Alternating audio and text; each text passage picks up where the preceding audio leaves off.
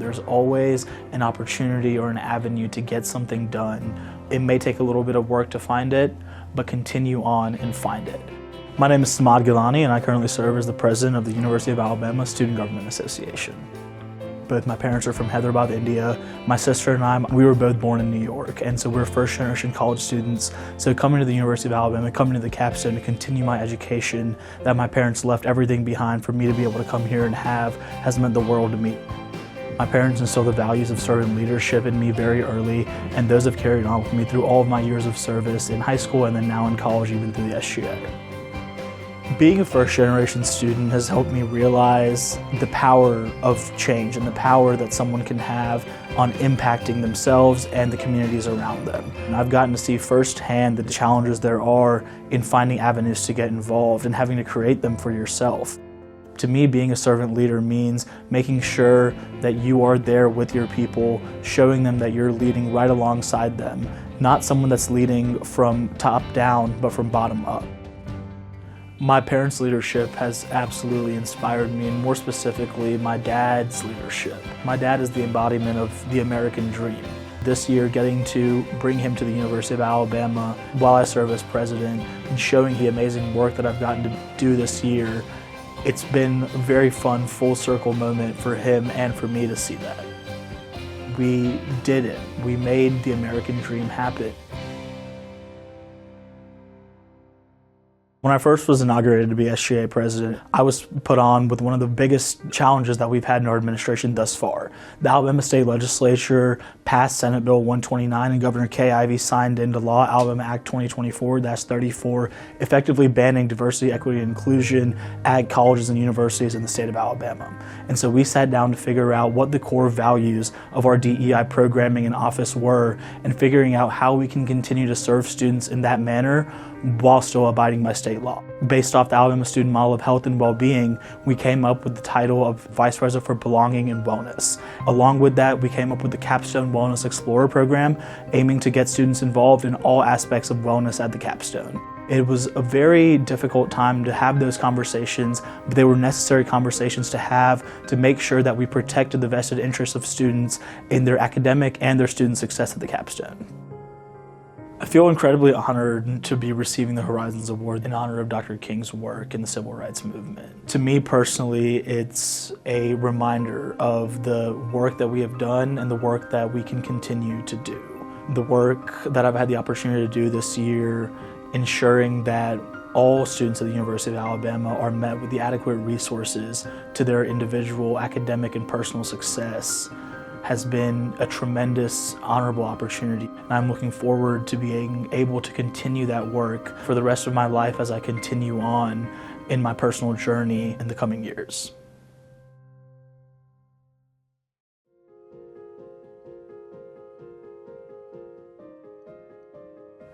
I first saw Dr. King in action in Tuscaloosa. He had come to install T.Y. Rogers.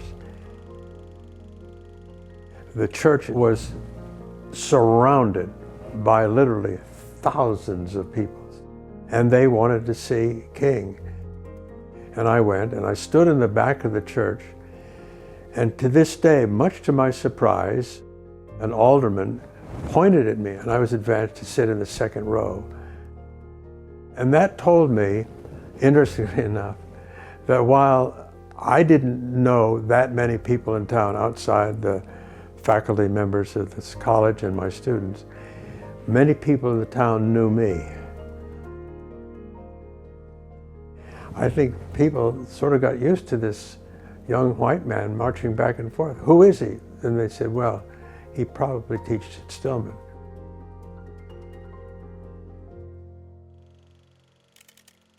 I was only some 7 or 8 years older than my students.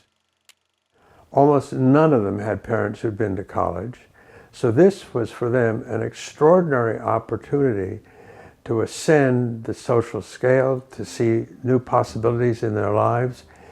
And I think I was impressed by the seriousness with which they engaged themselves in the work of the campus, and I grew to admire them. And there was one student in particular who proved so endearing to me while I was there. Nellie Hester, hello to you. You asked me one day if I would accompany you on one of the buses in town and sit up front with you. And I was astounded and surprised by this, but I found myself walking to the bus with her, and we sat up right in front. That struck me as an act of courage and fellow feeling I'll never forget. So thank you, Nellie Hester.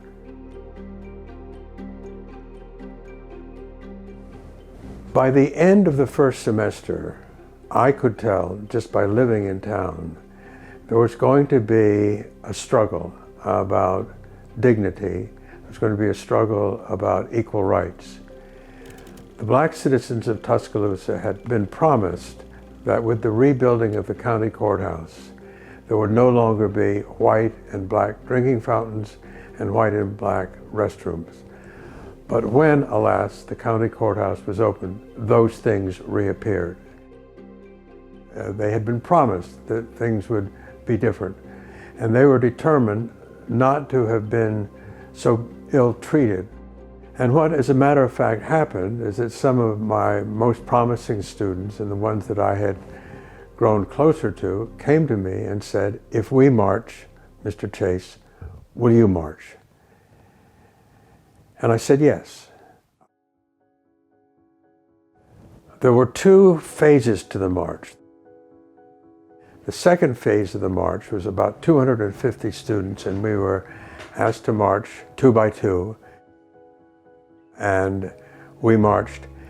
And suddenly, I remember being jostled aside and being hit and jolted by a cattle prod in my back, going to the ground, being picked up by police officers and hustled directly into jail.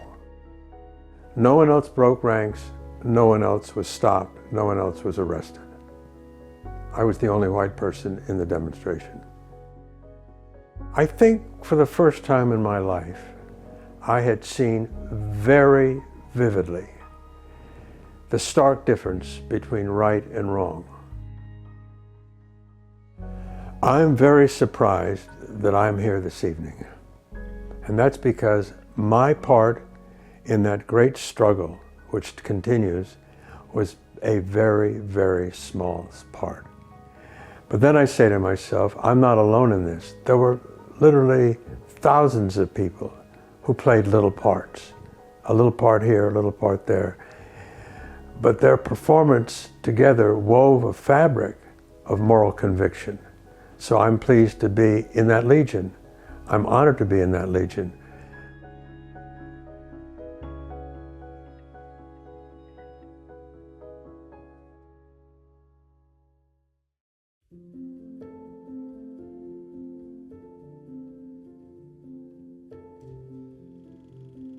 I am the oldest of 12 children, and I lived it, I look it, and I act it. When I grew up, my daddy had land, and we lived on our own land, in the houses that they had built. Whites lived right over from us, and we grew up with them. And they would come to our house and play and help, and we'd go to their house, and we didn't ever call anybody as the words we know, black and you white and all that. We didn't do it. High school, graduated as Val of my class, valedictorian, and from there to Alabama State, and from there to Grady Memorial Hospital School of Nursing in Atlanta, Georgia, which is where I got my nursing years and years ago.